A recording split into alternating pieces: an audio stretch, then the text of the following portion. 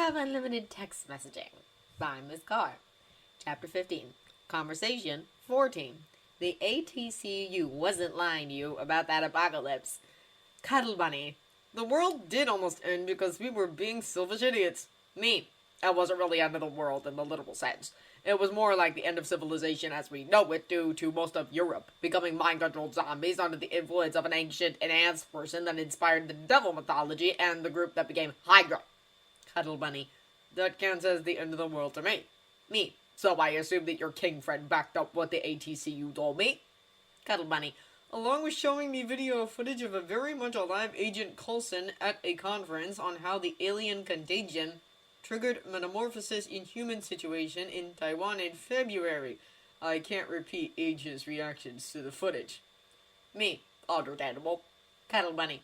According to my sources, a warhead was stolen from a U.S. government facility.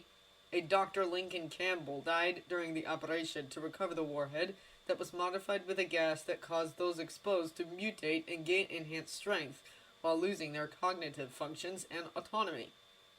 Me. That's an interesting way to put it. I prefer mind-controlled zombies. Cuddle Bunny. If the bomb was detonated, most of the EU would have been exposed and transformed. If the winds were right, there was a 72 probability that the gas could have triggered mutation as far as the northern border of Wakanda. Me. That wasn't part of the model that I was shown, but it seems like a possibility. Cuddle Bunny.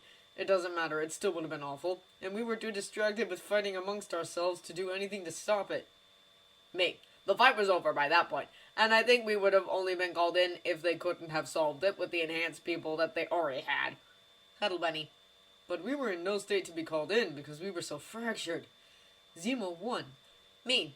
No, it didn't, because you and I are still talking to each other, even if it's via text messages. He wanted us at each other's throats, but we're not. Actually, I think we're communicating better with each other now.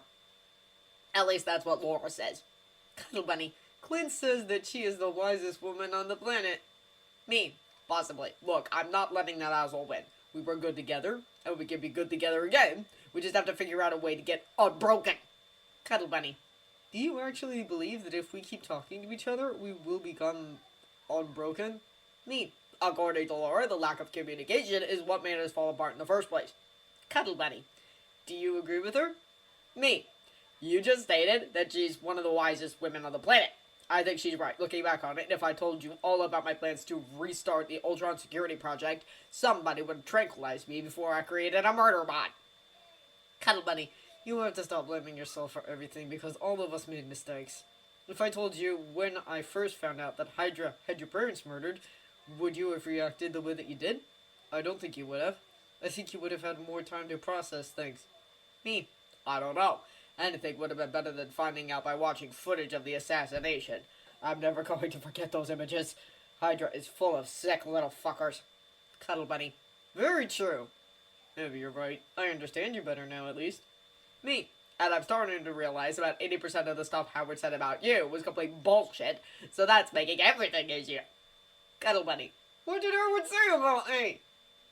Me. It made you out to be some god who couldn't do anything wrong? I think I prayed to your poster as a child. Okay, I may have had a tiny crush on you as a teenager, and that may have been how I figured out that I'm bi. The downside was he was always comparing me to you, and I could never be as good as you to him. You were the standard he measured everyone else to, and we were all lacking, especially me. Cuddle Bunny. I'm not even sure I can live up to the legend of Captain America. Actually, I know I can't. That's why I gave you the shield. I'm just as selfish and human as everyone else. Me. And you won't let me call you Captain Type Pants anymore, which is sad. Although I do love calling you Cuddle Bunny, so let me just say how happy I am you acknowledge that. Blue Phone. You don't have to answer this question if you don't want to, but do you still have a crush on me? Blue Phone. Tony, are you still there? Blue Phone. You're not going to answer that question, are you? I said you didn't have to, and you really don't. This conversation didn't happen. Blue Phone. Okay, this part of the conversation didn't happen. You can tell me when you're ready. If you're never ready to say it out loud, that's okay too. I'm not mad about it. Blue Phone. I think it would be nice to know if somebody actually liked me, and not just the guy from the propaganda posters and comic books. Blue Phone. I think I would like that, especially if it was you. Maybe I'm a little confused about how you make me feel sometimes. Oh god, I can't send that message to you. I'll scare you off even more. So much for our promise to keep talking to one another. Message not sent. Blue phone. I'm not sure anybody has really liked me non-platonically for me since the serum, except Peggy. I think even Melinda slept with me because I reminded Melinda of her dear friend. Better than just for the muscles, but not the self-esteem boost that I want. Friday. Mr. Stark had to leave to finish a project. He will contact you again as soon as time permits. Friday. However, in keeping with my promise to Mr. Stark, please listen to the song Sitting Up in My Room by Brady for the Waiting to Exhale soundtrack.